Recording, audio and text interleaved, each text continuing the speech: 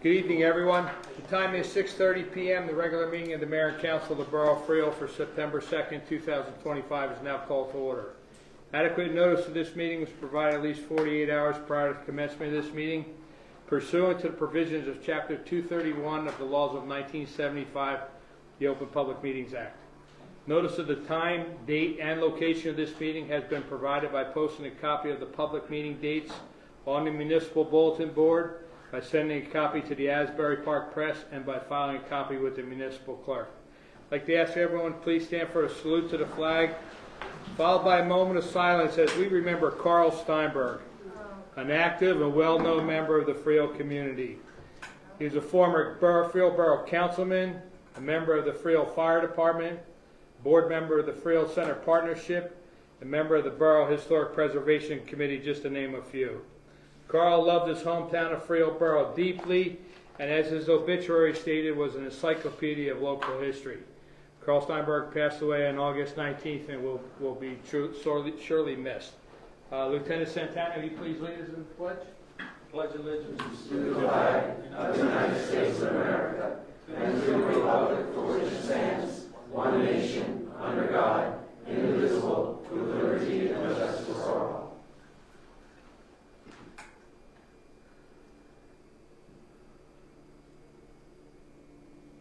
Thank you. Roll call, please. Mayor Kane. Here. Councilman Benedetto. Here. Councilman Friedman. Here. Councilwoman Jordan. Here. Councilman Reich. Here. Councilwoman Rogers. Here. Councilwoman Schutzer. Here. Okay, welcome. Great to see a packed house like this for a great occasion. Just want to take a minute. We're loaded with a bunch of dignitaries tonight.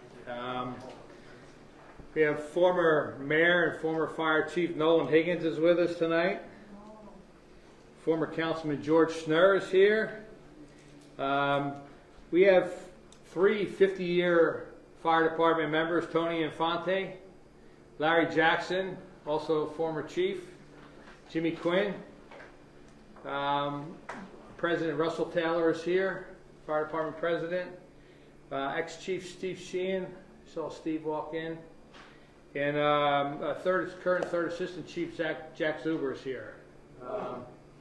If I missed any of the fire department dignitaries, it's all Mike Benedetto's fault.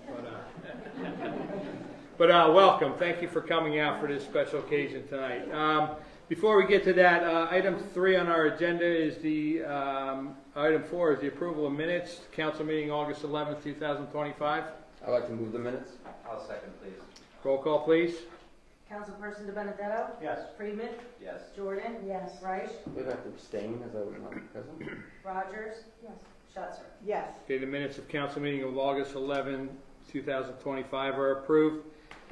Item 5 is a resolution of the Mayor and Council of the Borough of Freehold honoring Mike Burt on 50 years of service to the Freehold Fire Department. I'm going to ask council members Benedetto and Schutzer if they would go down and ask Mike to come up with your family and read a resolution for you. Got a round of applause for Mike.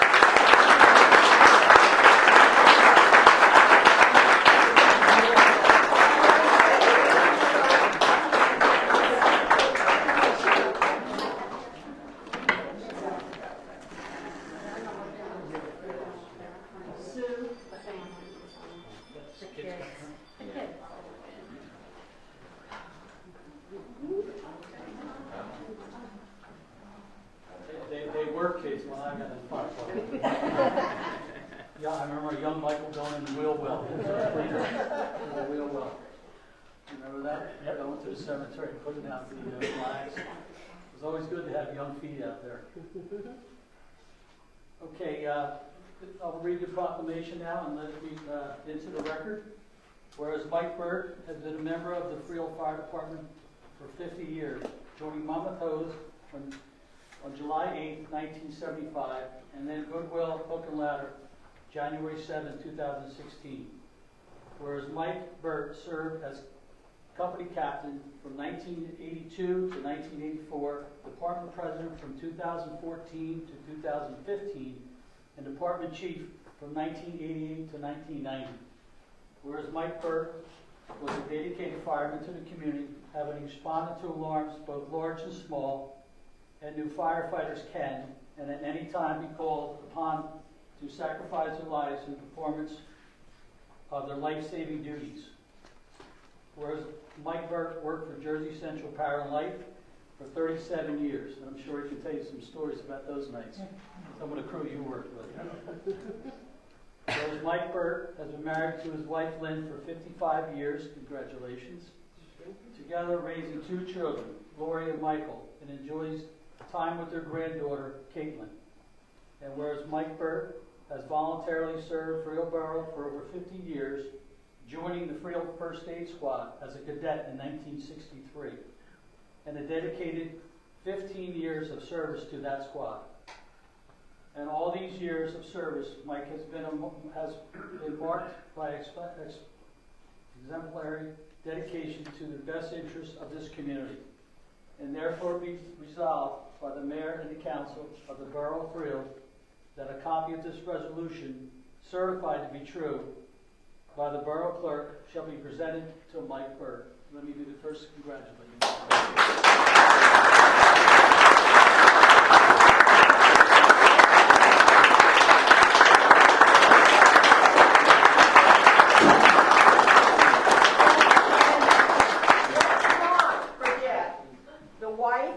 Who let him go out to fires in the middle of the night, the family who waited at home. As I've always said, this commitment is not just for the firefighter. This commitment is a family commitment, and so we thank you for your 50 years.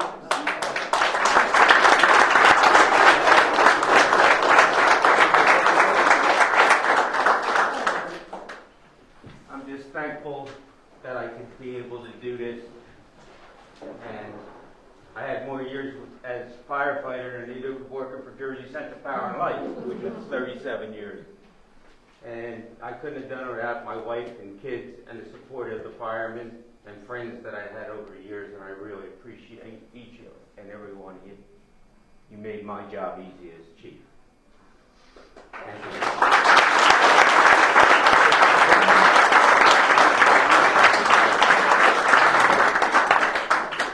Slide it a little tighter. Michael, come on.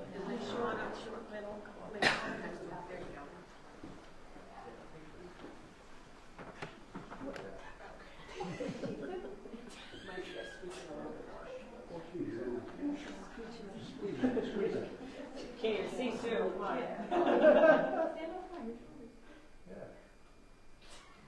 right, great, thank you.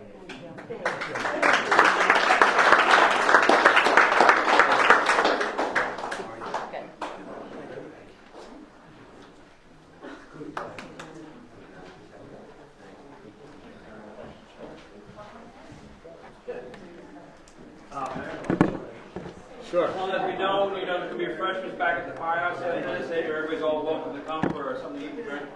Great. Thank you, Russell. Everybody hear that?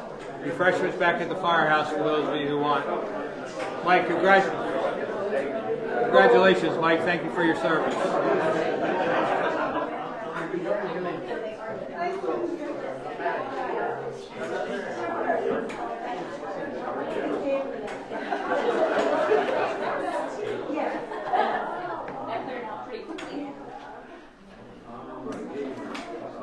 Oh, I'm 100% sure. I graduated.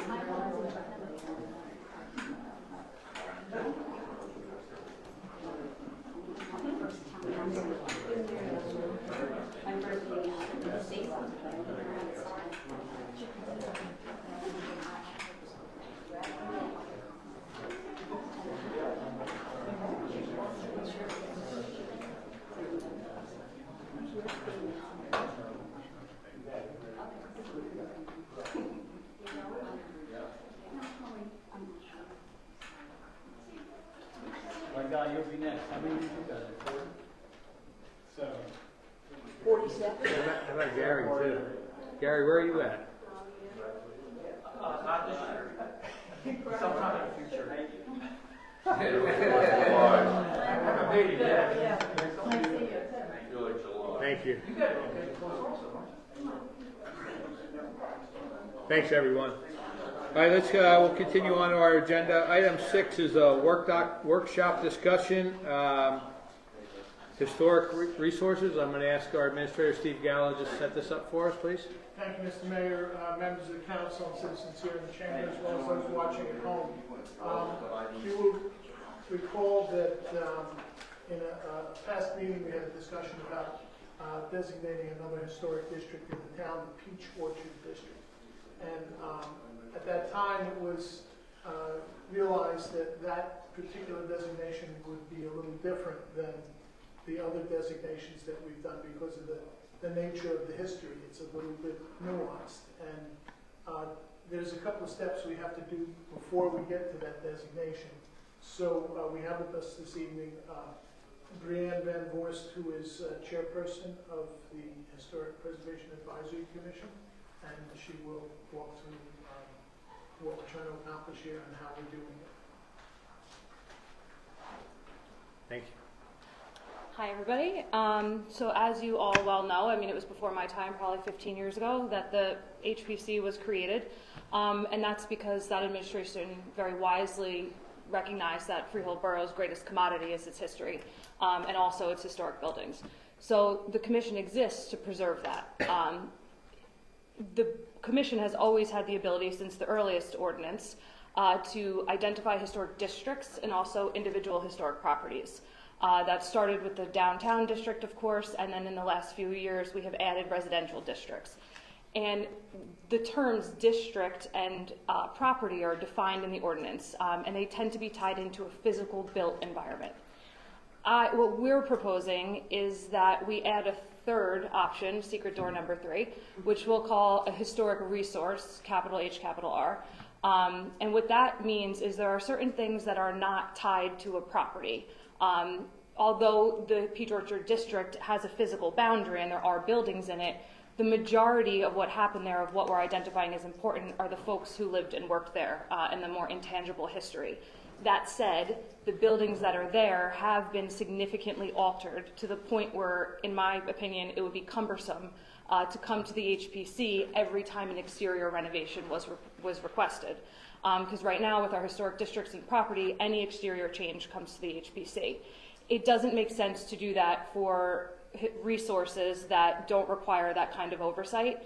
In this case, it would be the boundary of a neighborhood, but in other cases, there could be individual sites, say, the bust sculpture of the monument that's located on Main Street now. If we wanted to identify that as a specific resource, who would come to the HPC to, request a application for that to make a change? It wouldn't make any sense. So I think that this is an option to include and recognize more important cultural resources in Freehold Borough that don't need to be tied into exterior changes. But I do think that any historic resource should still come to the HPC if there's going to be a demolition or a new construction. Just because we are trying to preserve the general area. That's up to you to decide, but it does make, I think, good sense to have some kind of oversight if buildings are going to be torn down. Because although we're saying that the buildings themselves are not the most special part of this resource, I don't think anybody would want to see massive unchecked change. So that is kind of what I'm thinking. Does anybody have any questions? Could this also apply to parks, for instance? Like Veterans Park is a bit of a historic site in the borough, so we could apply a resource to that. So should some major changes occur, or to prevent some sort of redevelopment of the park, it would fall under this resource guide? I mean, the HPC ordinance is limited in the sense that we can recognize, and we would be advising mayor and council and the planning board, of course, as to what changes could happen, but that obviously is a zoning question of what development could happen in Veterans Park. But I do see the value in further identifying and codifying these really important resources that we have that are maybe not Victorian houses. So, yes.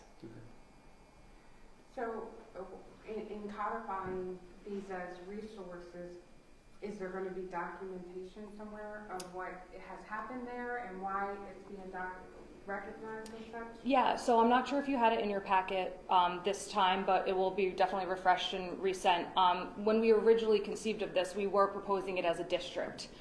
which would include, right, so that report does have a historical narrative and a list of all the properties, and, you know, an explanation as to what we think is important and why.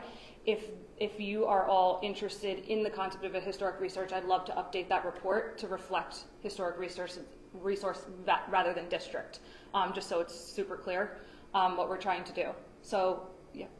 And there are some buildings in that district, right, that are considered historic? Yep. So are they going to be identified separately? And if they are, is that going to become cumbersome to like keep track of them separately rather than as a district? Yeah, thank you for saying that and reminding me. So there are, I think, 3 buildings that the HPC, I mean, there's more than 3, but I think under this model that we're trying to design, there are 3 buildings that should be individually designated as historic sites because they are very, very important, and that is because of the built environment as well. We can do some outreach with the owners of those buildings and the people who are, you know, running them day to day and see how they feel before it's designated individually, because it would require you then, or the owners then, to come before the HPC for, you know, a certificate of appropriateness if they wanted to make changes. So I don't see that as cumbersome, but I'm a preservationist, so that might be something we would want to talk to the owners about before designating. But I think it's something worth considering. But we have the ability to designate individual historic sites now. And we always have, the HPC always has since it began. We just hadn't done it. Yeah. So if it's already recognized as, like the Court Street School is recognized as on the National Registry of Historic Sites, so would they still have to come to HPC to get additional Only if we acknowledge it, and it's funny with the National Register, your local ordinances actually give you more protection than the National Register does. Okay. So if we designated the Court Street School as a Freehold Borough Historic Site, then they would come to the HPC. But they also could, you know, have free advice along the way for any changes that were planned, so this didn't have to get to a confusion about what would be appropriate and what wouldn't be. I mean, the majority of that building's, I think, pretty original. Yeah. So, yeah. Yeah, a lot of it has been preserved. They worked very hard to preserve the interior as much as possible. While there were some additions done, the main classrooms are as original as it could be. Yep. Yeah. So, but again, they're looking forward to the improvements as well. So. Yep. Yeah, and I mean, those could be handled one at a time. It doesn't need to be, you know, an overarching plan. But you know, there are some properties in there that we should really be considering for individual sites. Okay. Thank you. Is this modeled after any other town or any in the state or? Yes and no. I mean, everybody kind of has their own spin on how they do it. It's how you define these terms within your ordinance, because this is special in the sense that we do have these intangible, the same would be for the battlefield, right? That's designated as a historic area at the national level because there's no oversight of housing changes or individual updates going on. How the township handles some of that, I'm just not sure. But other towns certainly have creative ways to sort of maneuver the ordinance to make it beneficial to everyone and make it kind of inclusive so everyone could be included, or these historic sites can be included.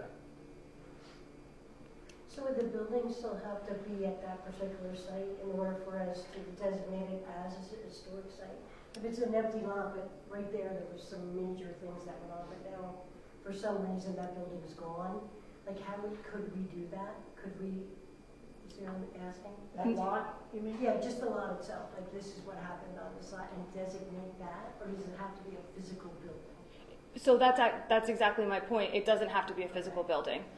So we would still have the boundaries of this neighborhood drawn on a map like we do with our other sources, saying this area, the Peach Orchard area, is important and here's why.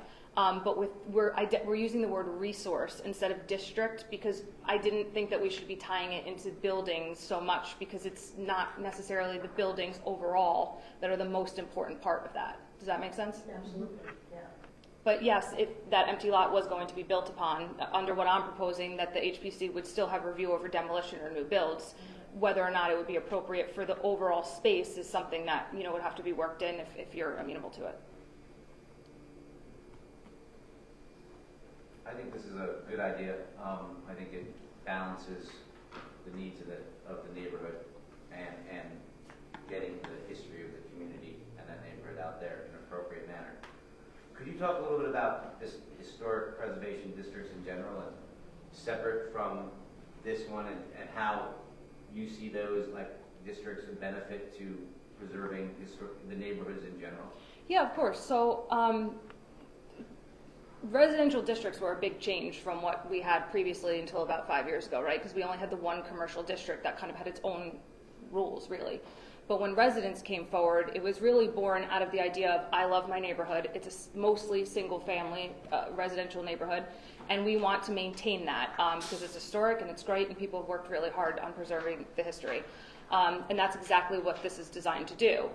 It's not about you have to do this grander, more expensive option at all times. It's about retaining what you have and helping people make responsible choices, because without districts, it's, you know, even in districts, frankly, because sometimes things slip past.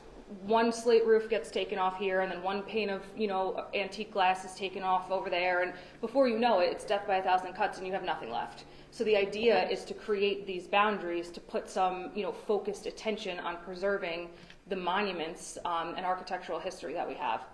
And of course, there's, you know, the larger argument about how historic sites increase property values, and there's a list of economic stuff which is in all of the reports that we produce.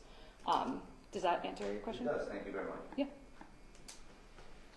Anybody else? Thanks, Brianna. Okay, yeah. So as far You as got next steps go, we'll update that. The ordinance will have to be updated, introduced and updated, and Okay. then we'll have to consider the Peach Orchard District as a district. As a resource. It's tricky, So we're gonna take that you can update that Peach Orchard District report to a resource. And, Perfect. okay, and then we can update the ordinance. Okay. Great. Thank you very much. Thank you. Where is Peachtree? The resource district, it's backed by Avenue ABC. Haley, do you know where Old Bethel Anyway is? That's right by my house. That's so cool. I didn't even know that had anything exciting. Well, the reports will be, they're all available on the HPC page of the borough government page. So the other historic districts are up there, and if this becomes codified, then you could read all about the Peach Orchard Oh, district as well. wow. Let's do that. That'd be fun. Thank you for the Thank you. Thanks, Brian. Thank you. Okay, Item 7 is a second reading public hearing ordinance 2025/18, amending and fixing the determining salaries of certain officers, position, and employees of the Borough of Freehold. This is a public hearing, second reading, so I'd like to open up. Anybody from the public have a question on this ordinance, please step forward, state your name and address for the record. Seeing no comment from the public, I move the public portion be closed. Second. Roll call, please. Councilperson Benedetto? Yes. Freeman? Yes. Jordan? Yes. Reich? Yes. Rogers? Yes. Schuster? Yes. Okay, public portion is closed. I have a resolution adopting ordinance 2025/18, authorization of publication. I'll offer that. Second. Discussion? Roll call, please.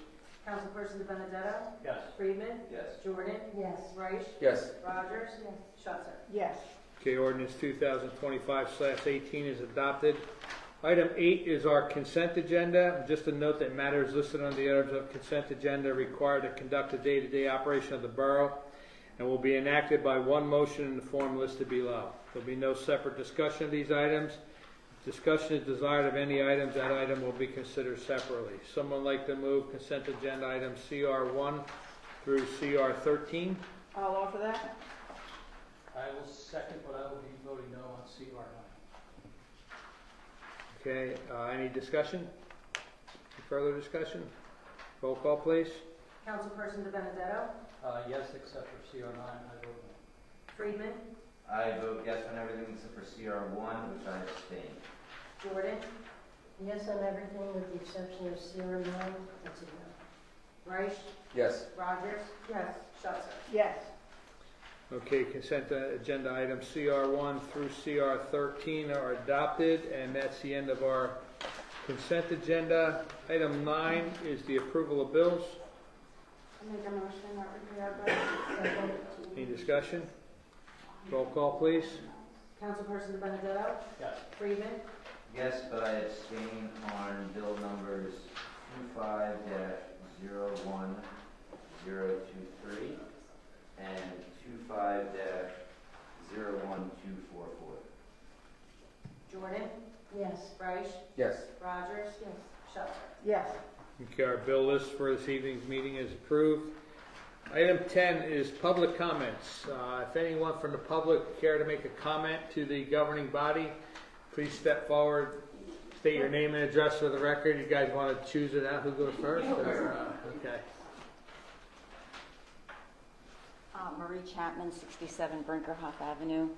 I just wanted to continue to talk about the landlord-tenant fee and the requirement for me to go to court. Although I didn't have to physically attend, sitting through 2.5 hours of listening to what else is going on in the borough was extremely stressful to me. Lots of people driving drunk, no license, mothers that don't know where their children are. My objection to this whole process is, why is not paying $100 or being a little late paying $100, why is it on the same level of requirement to go to court as people driving drunk, as people not knowing where their children are? Why is that a requirement? Because you're late paying this fee. That's my question. As someone who is late paying the fee and also has to go to court and pay a fine, it's because generally we've got a pretty difficult issues with a lot of landlords in town, and we need, if people aren't going to register, the court need, I mean, it's, you know, good people get caught up in, you know, you're a good landlord, we know that, but it just is what it is. We have a responsibility to make sure we got, you know. I can kind of understand what you're saying, but how do you put it on the same level Because as we can't people? discriminate between a good landlord and a No, bad landlord. as a drunk driver, somebody driving without. I think we can ask our attorney to weigh in on this one. It's It's just a easy. question of jurisprudence, but in New Jersey, we have a superior court level, and then for more minor offenses, which, believe it or not, drunk driving is considered a minor offense unless it becomes a felony, but they get adjudicated in municipal court. Municipal court, all of the borough ordinances are enforced in municipal court, so you can't really have another separate court for it. That's where it's heard, and the reason that you needed to go, it sounds like it's an anomaly for you, but people have a right to a hearing if they get a summons where there's a penalty. So it could be a parking ticket, or it could be a landlord-tenant violation, a landlord registration violation, or anything of the like. But they're necessarily going to be there at the same time as other infractions that are heard at the municipal court level. There's no real way to separate it. And in the borough, we have municipal court is on Tuesdays, and that's just what it is. We have one judge and one prosecutor, and that's just it's just the way the court runs. I have another question. So, if you're late paying your property taxes, is there also a penalty or a fine for not paying your? If you're a little late paying your property taxes? Yes, but that's different. You don't get a summons for that. That's my point. Yeah. I mean, if I'm late paying my $2,000 quarterly property tax, I think that's a lot more. Maybe there should be more of a strict requirement for that rather than $100 being 2 weeks late. That's just my point. You know, it just seems like it's unfair, and maybe the process should be looked at, you know, again, because some good people do get hurt by it. And like I said, it was stressful listening to what goes on in the borough, you know, which I really hadn't thought about it until last Tuesday. Well, it's not only stressful, I mean, the drunk driving, I'll single that out. It may not be a borough person doing this, but it's our police officers doing a good job. Oh, no doubt, and I'm glad they are.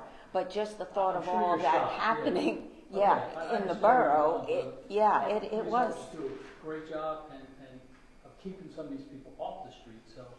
No, I I applaud I them. totally agree with that. They're doing their job. But it is stressful to know that it is going on. I hear you. That's all. Thank you.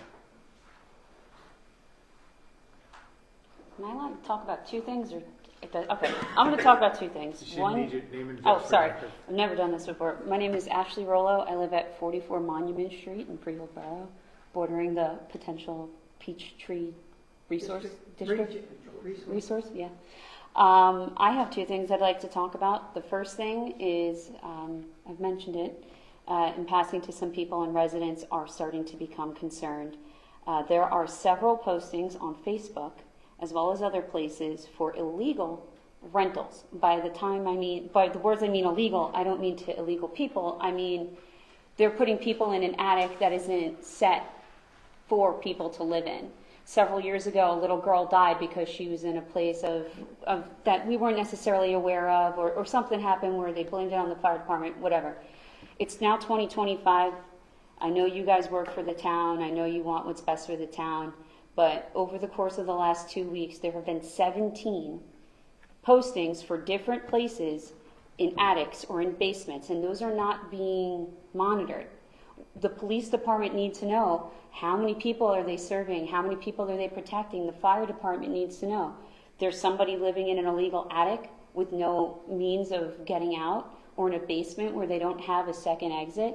This isn't just about, who was paying what taxes or the occupancy, or did they throw in a couple of extra bathrooms that nobody knows about? It goes beyond that. It goes to human quality of life. You have tons of people living in houses and in these single families that are now converted into 3 families, and nobody knows about it.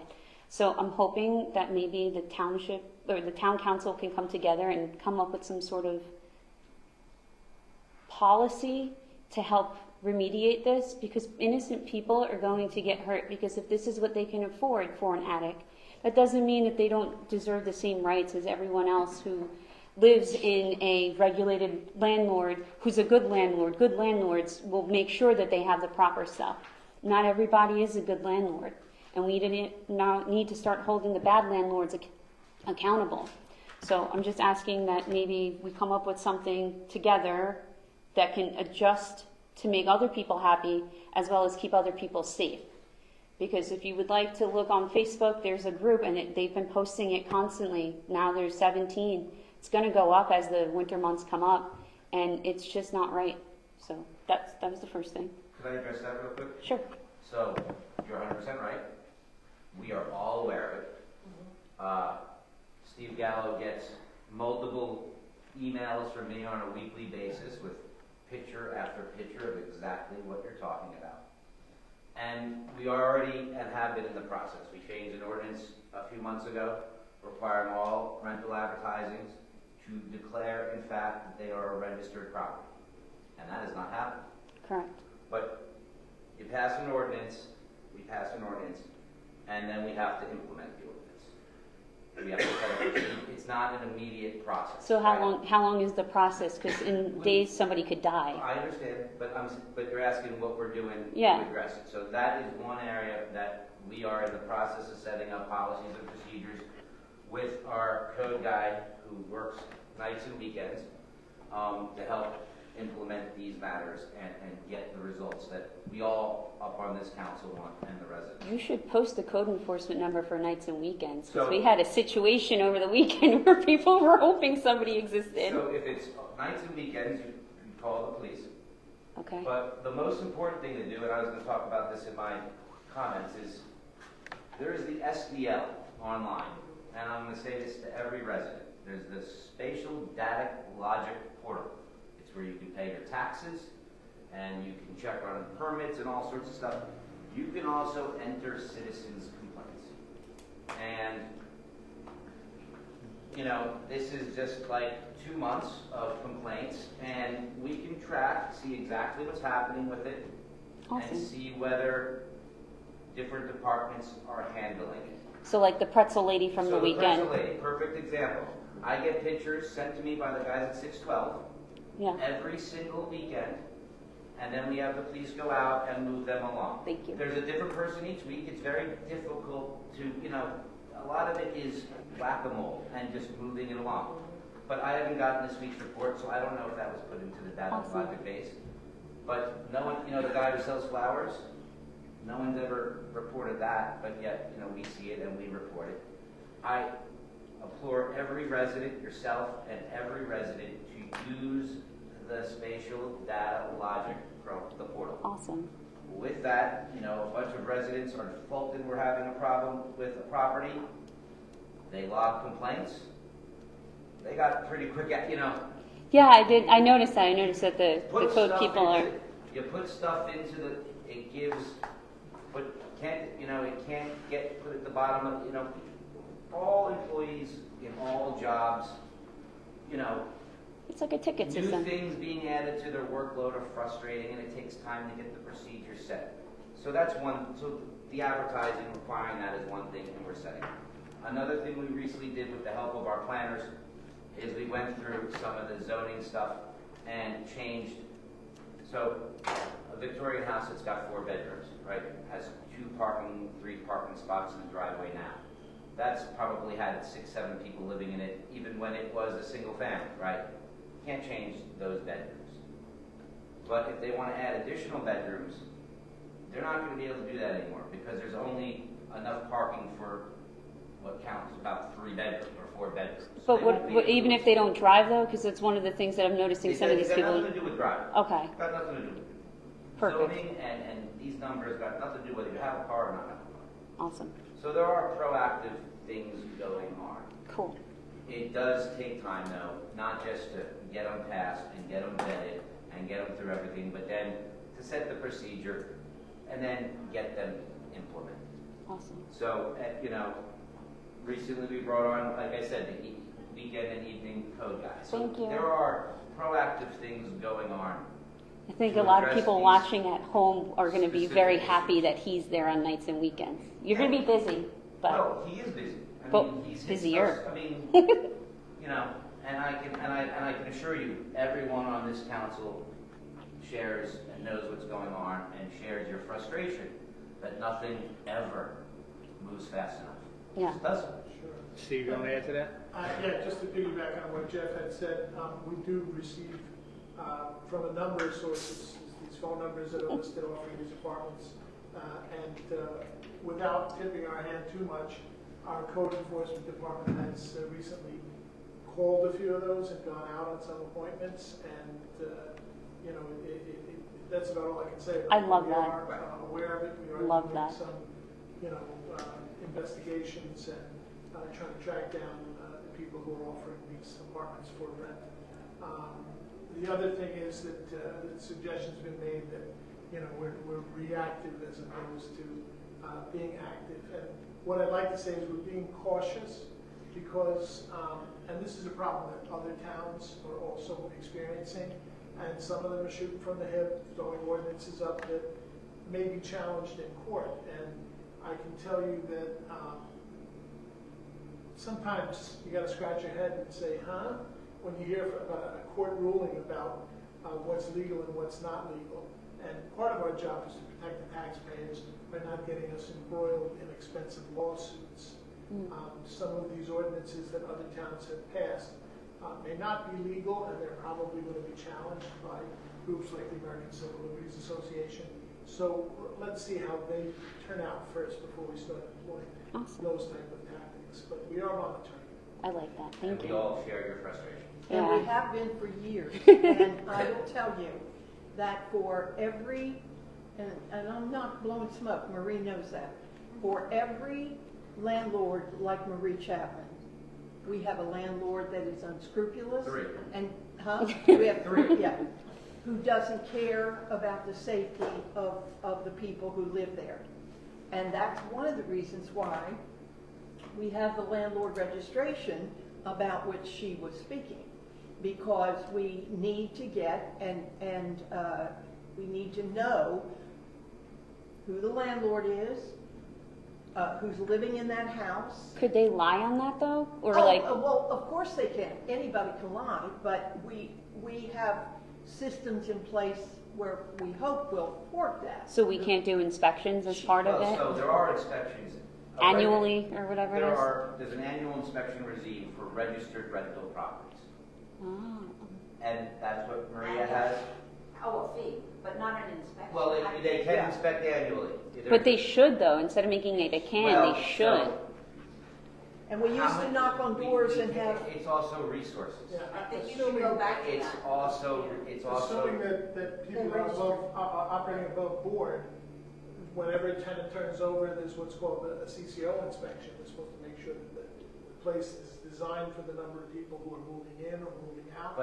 But there are operators who operate behind the law, in the shadows, Yeah. who don't come forward and say, I'm a landlord. They should be That's aware. where the majority of the problems are. They should be Right, and that's what I'm saying. That's If we what we- think that there's tenants there, shouldn't we have a registry like Well, that? Yeah, if you think a property is unsafe, okay. and I say this to anyone in the public, if someone thinks a property is being unsafely occupied, use the portal and put it in. And be aware if they get caught. Yes, they should be aware that there are laws in the state of New Jersey that say if you are a tenant in an illegal apartment, if a landlord is renting you an illegal space, you are entitled from the landlord up to 6 months of rent as a penalty. And they Oh, also I have like to pay that. to relocate you to a legitimate apartment. We should Everyone living put that on in a billboard right in town. Everyone living in an illegal apartment should know that as well, because they have resources Awesome. because they're being taken advantage of. Just like our residents that live in single-family houses are being negatively affected, these people are also being negatively affected and taken advantage of. And it helps everyone if the right things happen. Yeah, because like a lot of these people are afraid to speak up, but I think, I'm hoping Well, we can and- remedy They that. don't And have let to me be, because just- we all know and we all share the frustration. we do, and we do work on it. And It's just not easy. let me It's just whack-a-mole. also interject that we have some unscrupulous residents who call in things and keep our folks busy with unfounded things. So you have to. We should allow attachment to pictures to the that Well- database. That would be good, because then, Just suffice it to say that we know what you're talking about. We all Okay. have the same concerns. We were all around when that child died. We were all around when that, on Institute Street, when we almost had another casualty. And because of that, because we didn't know where they were, the fire department didn't know where they were. We are working on it, and we. Very aware. You said you had another one? the other, all right, you guys aren't going to like this one. I wrote it down so I didn't sound ignorant. I wanted to talk to you guys about why we needed term limits for the mayor and the council. I like all of you. I just want you to know that. But holding office is not about building power. It's about serving the people. You were all elected to represent this community and to do what's best for them. And while you're all doing a great job, without having term limits, the same names appear on the ballot year after year, and voters end up choosing what's familiar rather than somebody new. This keeps the status quo in place and denies our residents the chance to see new leadership and fresh ideas. Many of the people in this very room have called for term limits on Congress. If we believe in that principle at the national level, why can't we control what we can here at home and start in our own community? Term limits in our town would make sure no one holds onto office indefinitely, and that this council continues to reflect the people it serves as the community grows and changes. I understand that you guys are all working hard and tirelessly and doing an excellent job, but the town also deserves competitive and fair representation with new voices at the table. Having term limits would put the public first, strengthen accountability, and ensure government works for the people. And that's really it. But like I said, I think you guys are all doing a great job, but I'm a big believer in term limits across the board for everyone. And I just think that as our town grows and we have new districts and new buildings and a downtown redevelopment project, some little, person graduating out of college wants to have a say and a shot. Any of your last names you say in our town, everybody knows who you are, what you've done, everything. I just think that it might be a good idea to kick around maybe to do that. So thank you for that. Well, I think probably I should speak since I'm the oldest one and been up here the longest. And you didn't, you said we wouldn't like it. Listen, I'm a proponent for saying exactly what you think.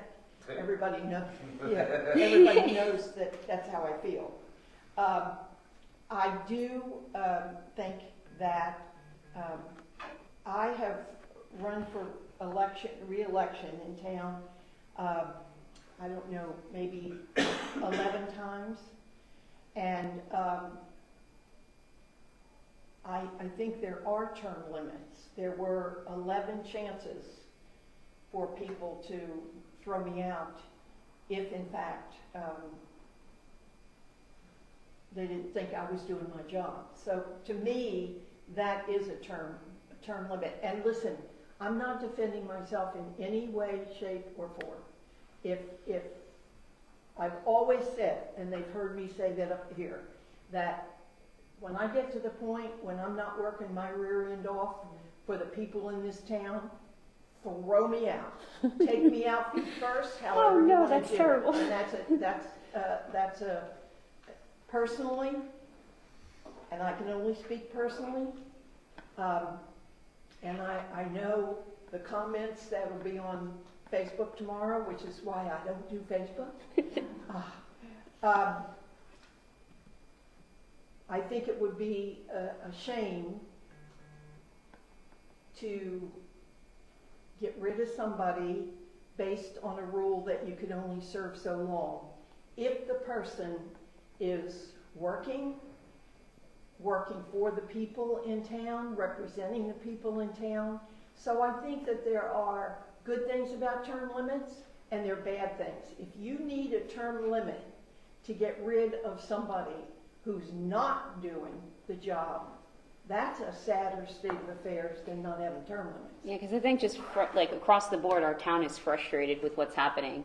And it's not because of anything that any of you have done specifically. It's just that it's one thing after another. We're getting hit with higher taxes, regardless of what the financial ramifications are that cause that. We're getting hit with that, with our high utilities, which again, you guys don't counteract because you can't. But we have all these things that are pushing up against us. And as a town person, we're like, well, what can we change? What's something that we can shake it up a bit? And a lot of us are frustrated. A lot of us feel like we need something new. We need something vibrant. We need something like, all right, let's figure this out. We have Democrats. We've got Republicans. We're a purple state. You know what I mean? We have a contentious, gubernatorial election this year. And regardless of what the outcome is, I still live in Freehold. We all still live in Freehold. And I think that for the people requesting the term limits, we need to find out like what's making them so pissed off. I don't know if I'm allowed to say that in this room. Can I just respond real quick? And I promise it'll be brief. So it is a misunderstanding that people do not have a voice in Freehold. It is something that's perpetrated, but it's not true.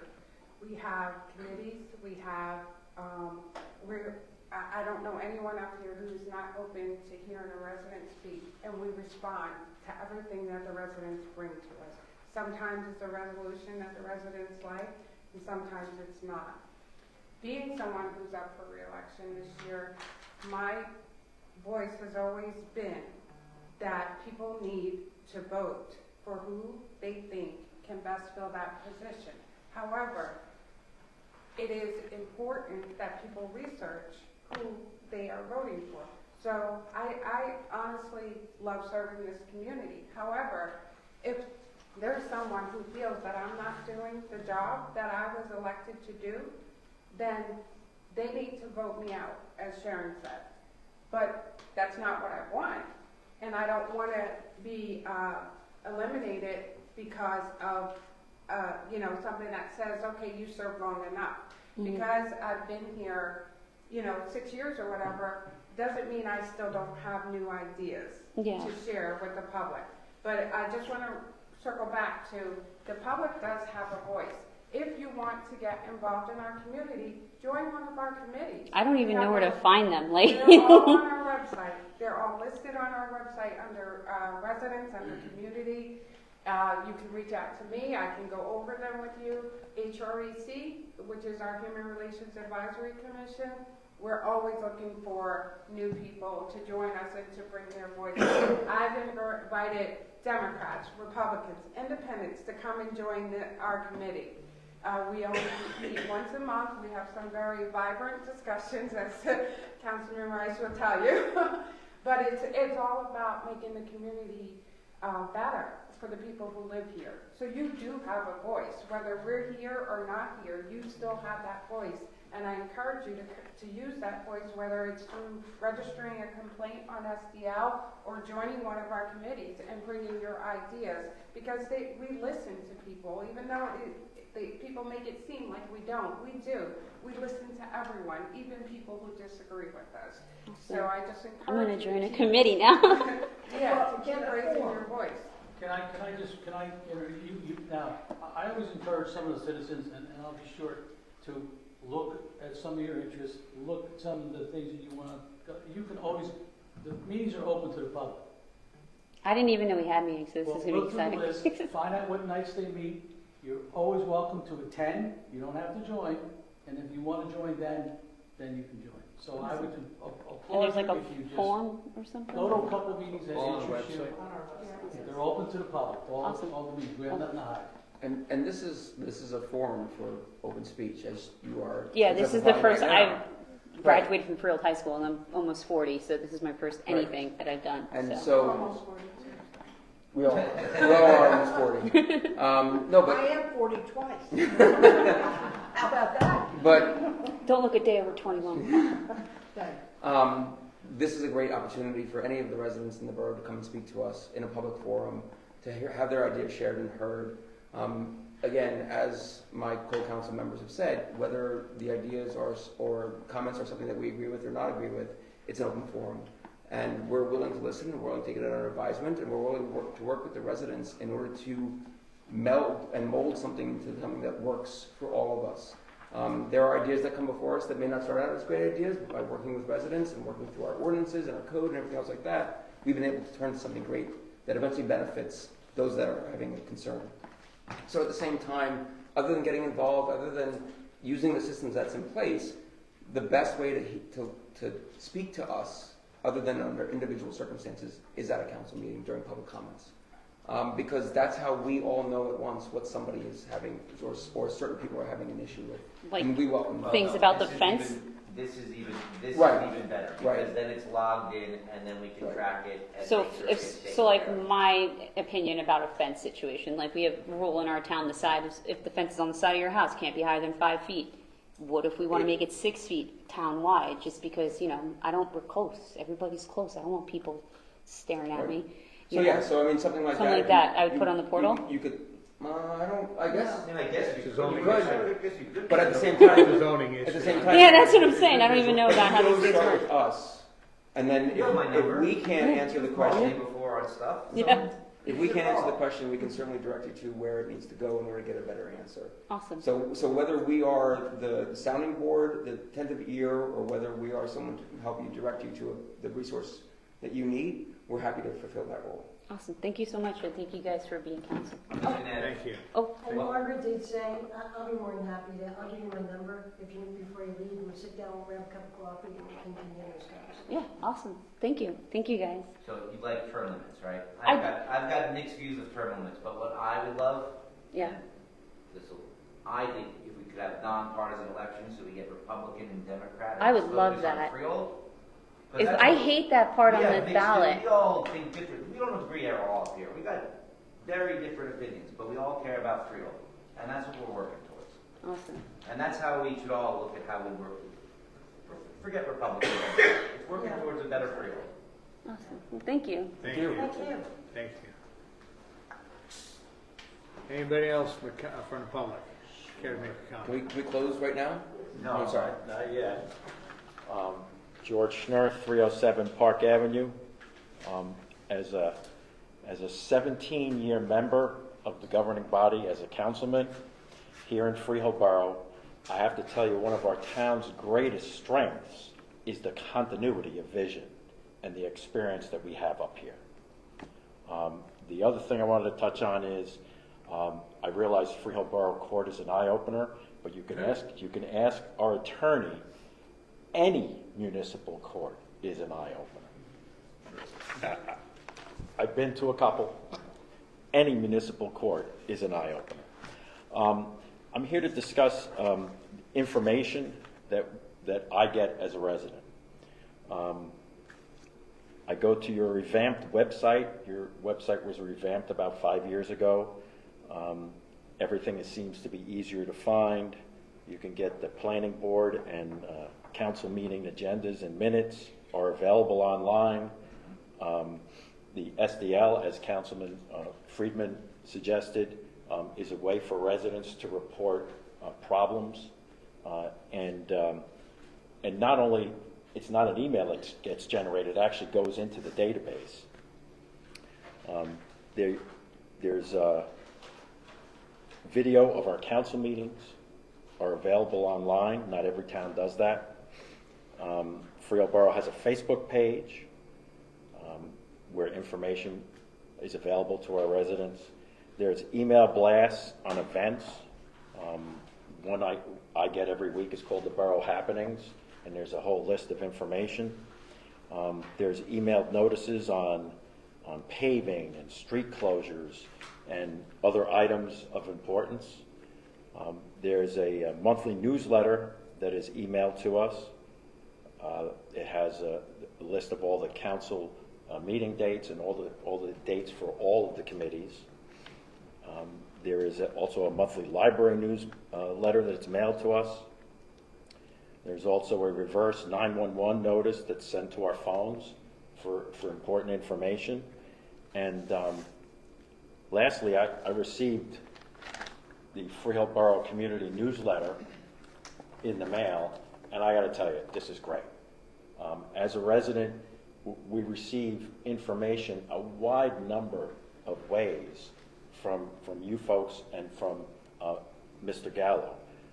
This is a great addition, and I hope you continue doing this in the weeks and months to come.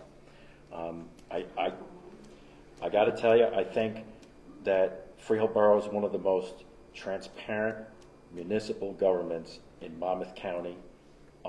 That may not be an expert opinion, but it's certainly an informed opinion, because I know a lot of other towns, what they do and what they don't do. Keep up the good work in keeping us informed. Thank you. Thank you. Thank you. How do we sign up for that thing that came from that? You just give your address, I'll make sure you get on the mailing list.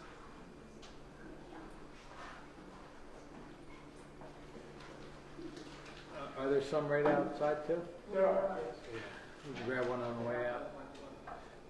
Anyone else from the public care to make a comment? Seeing no further comment from the public, I move the public portion be closed. Second. Roll call, please. Councilperson Benedetto? Yes. Freeman? Yes. Jordan? Yes. Reich? Yes. Rogers? Yes. Stetser? Yes. Okay, our public comment section is closed. Item 11 is council reports and comments. Start off with Council President Reich. Thank you, Mr. Mayor. Just a couple things. I want to say congratulations to Mike Burke on his 50 years and thank him for all his service that he's done for the borough. I'd also like to thank Brandon Borst and the HPAC for their work on keeping our ordinances relevant with our local situations. Really appreciate the presentation this evening. I'd also like to thank Mr. Gallo and our police department for their attentiveness to the concerns of our residents regarding the Barklow and Brentwood traffic study. I know it happened a couple weeks ago when we met with the residents, but I'm really appreciative of the turnaround time before we start putting something into effect, and I think that really shows something about how we need to address concerns and how quickly we do. So thank you all for that. And lastly, I just want to wish a best of back-to-school luck to all the students, teachers, faculty, staffs, and parents as they return back to school this week. Schedules start to get crazy and hectic, but it's amazing what these kids and the parents can handle during the school year, and I'm looking forward to all the great things that our borough kids do throughout the year and celebrating them all at the end of the year like we always do. So thank you very much. Thank you all for staying with us tonight, and have a good evening. Thank you. Councilmember Schutzer. Yes. I just want to say one other thing, and that is every person up here is a taxpayer. And I don't think there are any independently wealthy people up here. I am a retired widow living on a fixed income and trying to maintain a house. So I certainly understand the frustration with the taxes going up and everything going up. However, my frustration is tempered by the fact that I have seen what goes in to the making of our budget, and I know that there's no fact. Today, my JCP&L bill came, and I was literally afraid to open it because I had 2 units of air conditioning on for many days this month. So, you know, there are none of us up here prospering financially from anything that's going on, and we are all taxpayers, we all have families, we are all concerned. So that's something that needs to be taken into consideration too. And that's another reason I don't do Facebook, because I read this, can I say crap in here? I read this crap about and hear the stuff that's said, and I think, you know, people are informed by misinformation. So, enough said. We'll see what's said tomorrow. I want to send my condolences not only to the family of Carl Steinberg, who was Carl and I had a love-hate relationship. We argued like cats and dogs, but boy, I respected so much what he did for this town. He loved this town, and he worked so hard. And he had moved to South Carolina for his health to get away from the cold weather, and it was a shock and sad that he passed. So to his family, also to the family of Lillian Burry, who served for many years as a first freeholder and then commissioner in the county. Congratulations to We Are the Future, an organization in town which collected over 100 donated backpacks and notebooks and pencils and pens and everything to fill them. And on this past Friday night, those kids were in this building, in this room, packing those backpacks. Every chair in here had a backpack on it, and some of them had 2 and 3. And those backpacks were given out to kids in town who may not have those resources. As a matter of fact, Cheryl Greenfield from the Shade Tree Commission was here to help volunteer to fill those backpacks, and she and I were talking, and we said, you know what, this is the kind of thing that we should be reading about in the newspaper, not about the things that sometimes happen. So congratulations to them, to their leaders. Congratulations to Mike Burt for many years of dedicated service. That's not an easy job, as we all know. And if we didn't have these volunteers, I always say you never know. You never appreciate the firemen, the first aid, the police enough until you need them. And then you know. So trust me, I know. Borough Bash at the intermediate school at the Park Avenue complex is this Saturday, the 9th, from 9 o'clock to I believe 2 or 3. And it's a resource fair. There'll be a lot of vendors and people there to visit, so come out and support that. I want to congratulate Tony Field, who conducted a marvelous art program for kids and adults. And she had her closing ceremonies last week, last Thursday, I believe it was, or Wednesday, and it was, really, there weren't a lot of dry eyes in there when those kids walked in there with their projects, and it was very good, and we thank Tony and those people who conducted that. Brush pickup has ended. It has ended. The next pickup begins on October 1st. No brush is supposed to be, could you get me on camera? No brush is supposed to be put out on the curb or any place until after September 27th. And by the way, that's one of those notices that Mr. Schnurr was talking about that went out to everybody, but it sometimes doesn't get through to people. The seniors bus schedule for September is posted on the bulletin board in the lobby, along with the number to call to make an appointment. This is not just for the seniors buildings. This is for our seniors in residences in town. So you call that number to make, we have a bus driver, a great bus driver who's been here a while, and it's posted right out there on the board.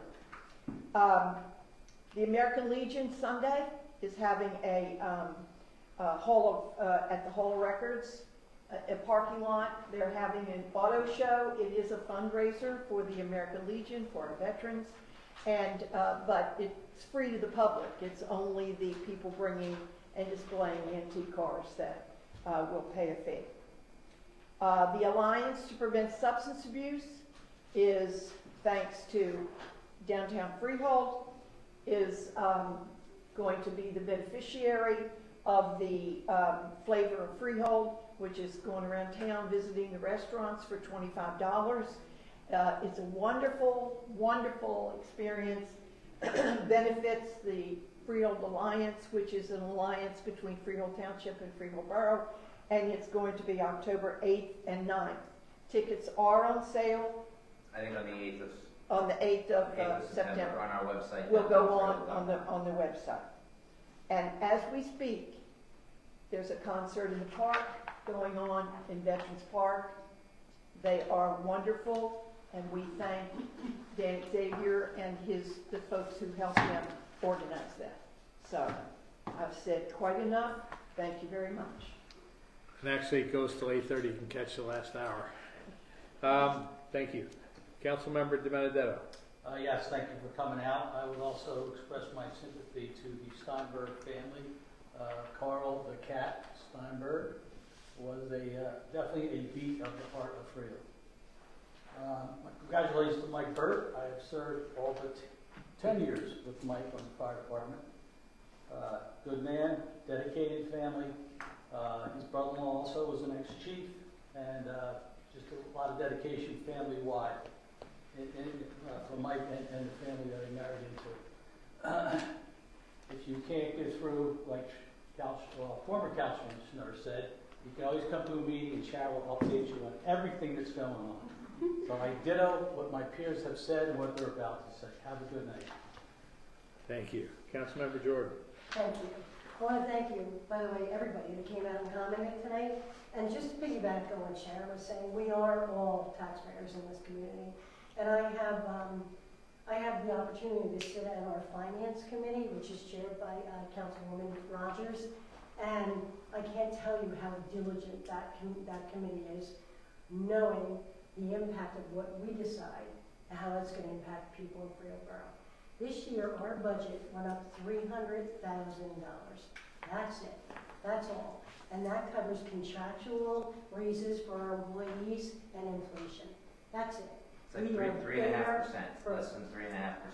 Yeah, but it what $300,000 on what is it, $21 million? That's it. I mean, we are bare bones. So we understand. We understand completely, and we work every day to maintain that quality of life and keep those taxes down. Just a couple of things that we have going on. Mayor's Wellness and Neighborhood Connections to Health will be holding a veggies and vaccine event September 27th from 10 to 1 at the Freehold Family Health Center, which is in Town on Route 33.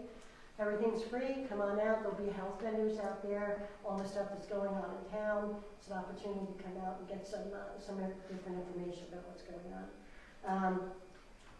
Also, recreation. I know some people might have seen that tonight when you came in. We have Mahjong every Tuesday. So it's Tuesday mornings at 11 a.m. or you can come in the evenings at 6 p.m. We have some openings. If you don't know how to play, that's okay. We have some seasoned players, and they sit at each table and teach everybody how to play. It's a great way to get out, see your neighbors. I've been seeing people I haven't seen in like 25 years. My kids went to school with them. I'm like, wow, long time no see. But yeah, if you can, come on out on that one. Participatory budgeting, we have closed all of the project things that the residents have put in. On the 18th, we'll be holding our town hall here in this room, and the residents who submitted projects will be presenting those projects, and they'll be on the ballot. That evening, we'll start our voting, and that will be open until the end of the month. So you'll have an opportunity to vote on 3 of the different projects that will be on the ballots. So please participate. We will be there. We'll be at the Latino Festival on the 20th. So if you want to come out, cast a ballot at Latino Festival. There will also be ballots in the lobby, as well as you can do it online. So please participate on that. And then if anybody's interested, believe it or not, Spectacular is off and running. So as of October 3rd, that'll be our first night of events. So that'll be movie night downtown, and then we co-sponsor that with Downtown Partnership. Next day we'll be putting out corn stalks and decorating the town. If anyone would like to come out and help out, I have my number right here, so you're going to help me. I love decorating for fall. And yeah, we could use all the help. And then the next day will be Oktoberfest for downtown on the 5th, so it'll be beautiful downtown for that event. And I just want to congratulate Mike Burke this evening as well. I come from a family of firefighters, and I know how many times my mother put dinner on the table and that alarm went off and people got up and were out the door. It's a labor of love not only for the member, the volunteer, but their families as well. So congratulations on that, and we wish them all the best. That's all I've got. Thank you. Can I say one more thing, Mr. Mayor? I mean, No, sorry. tonight you saw 3 other 50-year members that committed 50 years of their life to the fire department. So you saw 200 years here, which is a lot. And I also want to say there were some chiefs that were supposed to be here, but they were away on vacation. But to see 200 years here tonight is remarkable. Well, even more than that. Those were just the 50 That was just the 50-year members. But you saw 3 other 50-year members, and there's a 4th, but he didn't come tonight. Thank you. Thank you. Councilmember Rogers. Thank you. Also, just wanted to send my congratulations to Mike Burt. I didn't know him personally, but I always appreciate the work our firefighters do for this community. So to serve 50 years is quite an accomplishment, and I thank him and congratulate him for that. I just wanted to echo Sharon on the We Are the Future event. I was able to stop by later in the afternoon, and they were still cutting hair and braiding hair and styling. And this is all free of charge to the children that were there, as well as giving away the backpacks, and they had a bouncy house, and they had different activity stations. It was really a fun time for the kids. You could see in the kids' faces how much joy it was for them to be able to go out and spend this day getting ready for school, but also having fun. So I do appreciate that We Are the Future is in Freehold, and they really demonstrate how they care for the children of this community, and they just do so much to help them. The basketball program is starting soon. It's open for registration. So be sure to sign up and get involved with that. And they also, part of the programs that they run is having their kids volunteer in the community. So I volunteer for Provisions Promise Pantry, and many, many times you will see the We Are the Future children there also helping to pack bags and to load cars and to things like that. So this is a well-rounded organization, and their focus is on really helping the children understand how, not only how important it is to receive, but how important it is to give back to the community. Our library has their September calendar out. One of the highlights that they have this month is September 17th is Constitution Day, and they have a special guest coming in to talk about and to answer questions regarding the Constitution, which our librarian is pretty excited about. So if you have time, please stop by on the 17th, and I believe it's 6 o'clock. The library also has a Mahjong program. It's held on Saturdays, 2:30 to 5:30. I'm sorry, from 2:30 to 4:30. And it's a slightly different style of Mahjong, but it has, the people who attended the first session are very excited about it. So the library is extending it to the first and the third Saturdays. So they'll have it twice a month on Saturday. If you're really addicted, you could go to the Tuesday sessions and you can go to the Saturday sessions to learn how to play the game and to enjoy, hanging out with other community members. And I believe that's all I have. Thank you for coming out tonight. Thank you. Councilmember Friedman. I just want to congratulate Mike Burke on his 50 years, Tony on the wonderful presentation that she did. I want to thank you, Ashley, for coming out. Made what I was going to say kind of more because it was coming anyway, so appreciate you bringing it up. Whether you see commercial trucks parked, backyards being used as, construction yards or storage yards or cars parked in the front yard or any of these issues, use the SDL program. There's only so many of us, there's only so many code people, there's only so many police officers. We can't see it all. We really need all the residents. We're all in this boat together. So appreciate you coming out, appreciate you voicing your concerns, because we share that. Carl was a dear friend of mine, and really a real mentor to me.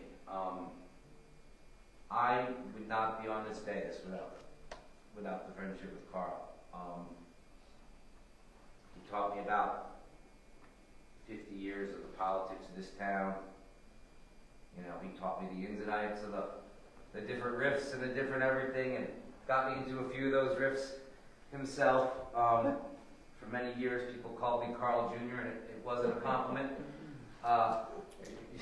Tracy remembers it being yelled a lot. To me, it was a compliment. He cared immensely, liked me, didn't always